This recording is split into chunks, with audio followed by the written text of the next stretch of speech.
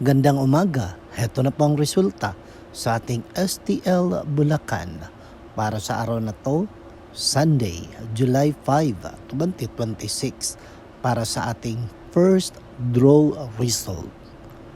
Maganda na kayo at ilabas na ang mga STL tickets at heto na ang first draw result.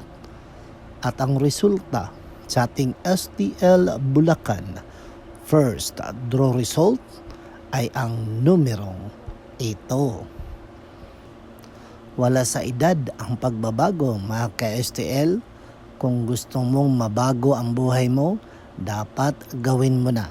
Kahit ano pang edad mo, kahit ano pa ang status mo ngayon.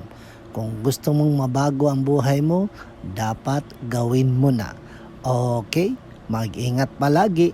Don't forget to subscribe Purple Green TV. Paki-like po. Thank you.